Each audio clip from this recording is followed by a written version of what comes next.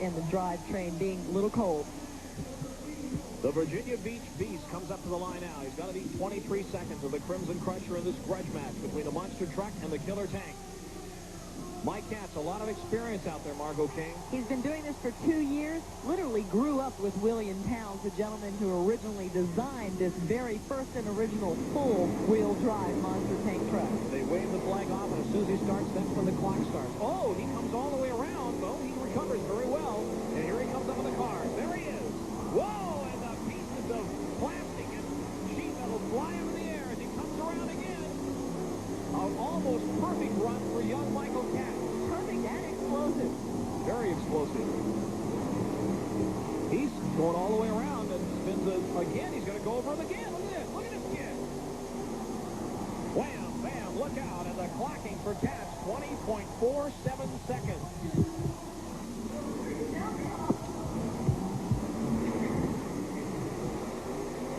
Look at the response. Look how he backs up over the cars. He kind of rubs it in the driver's faces. The monster truck.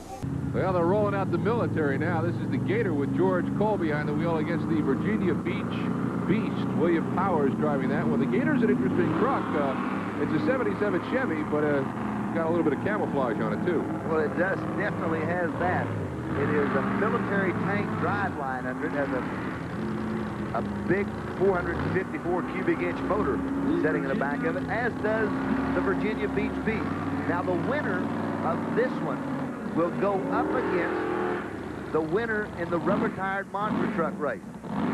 Now, what would these be used for, Mike? Just quick little, jaunts out to the 7-Eleven for some milk late at night? Either out to the 7-Eleven or through the 7-Eleven. Got you. This is going to be a great race. These guys with the tank really don't let up. They go wide open from the time they leave. They steer with individual sticks, much like the heavy equipment, lock the tracks up and turn. They'll run about 40 miles an hour on the ground, and they're really exciting. You don't have to worry about a flat either. No, I wouldn't think. Tank trucks side by side. They're fast, they're agile, they get around quick, and it's going to be a really tough competition. I would think that they would probably, with that kind of traction, go over the cars a little bit easier than some of those big rubber tire cars. They will, and they'll destroy the cars. They weigh about 40,000 pounds apiece. Watch out. Virginia Beach Beast. Now they're both out. They start slow, but they go from there. Watch this.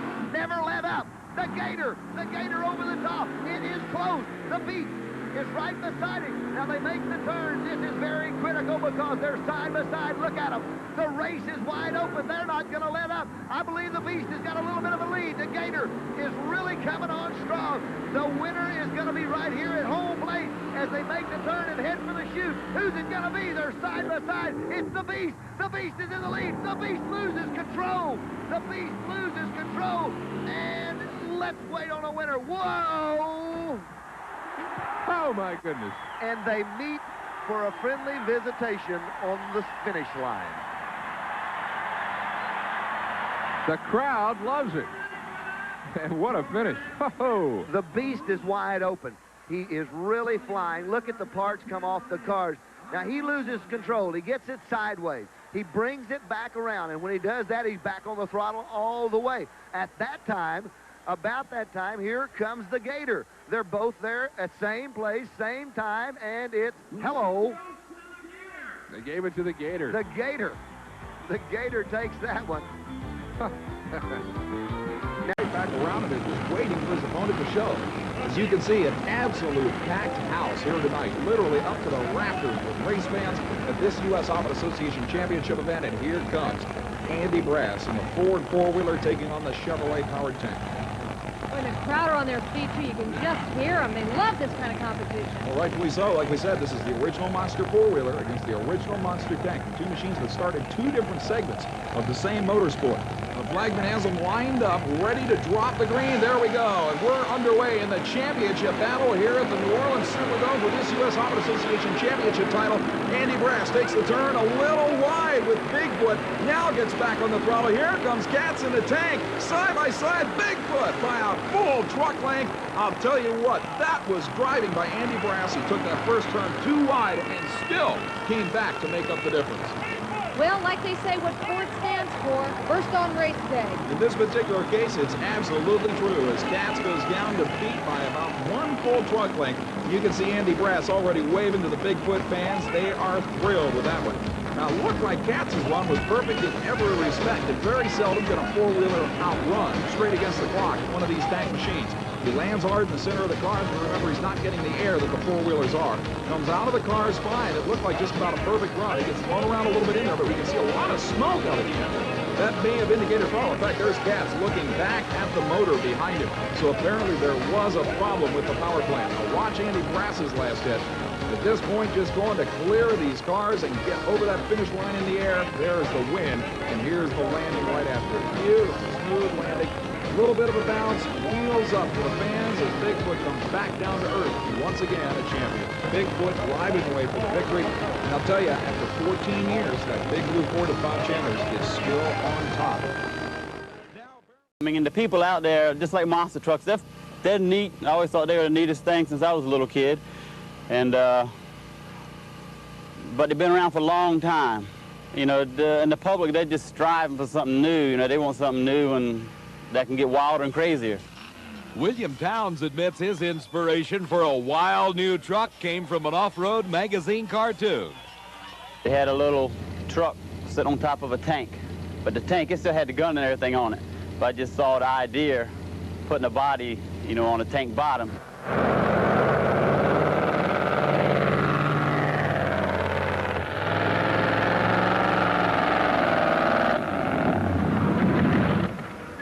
The bottom half of the M4 tank retrievers is what the bottom half is.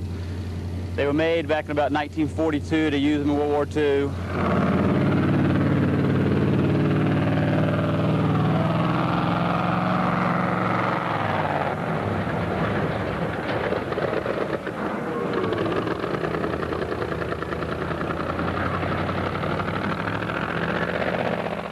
I guess when they designed the tanks, you know, they designed them to save people's lives, but they were going out through enemy territory, so, and running over landmines and stuff, so they've been doing good on cars.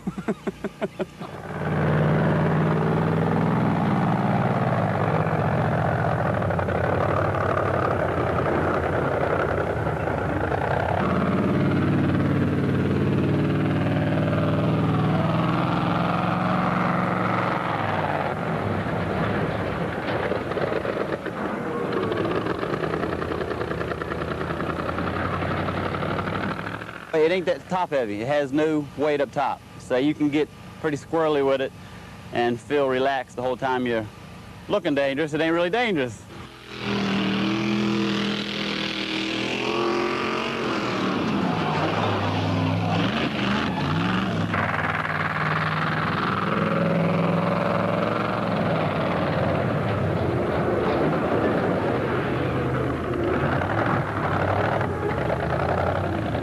We do as much excitement as we can, you know, crushing and mutilating.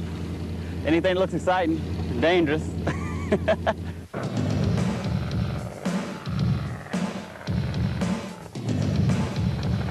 Start wailing, whacking away. Let it rip, let it rip, let it rip. Crushing, mutilating, mutilating. Crushing, but your heart does flutter. Getting down, getting down, getting down. But your heart does flutter. Crushing.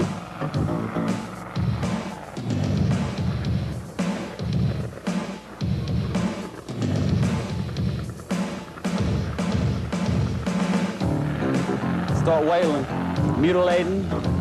But your heart does flutter. Crushing, crushing, crushing. Whacking away. Getting down, mutilating, crushing. But your heart does flutter. Getting down, let it rip.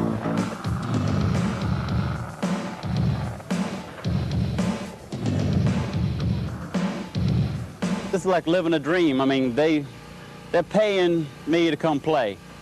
You know, we're going there and putting on a show, making all these kids happy, and it's fun. I mean, you can't beat it.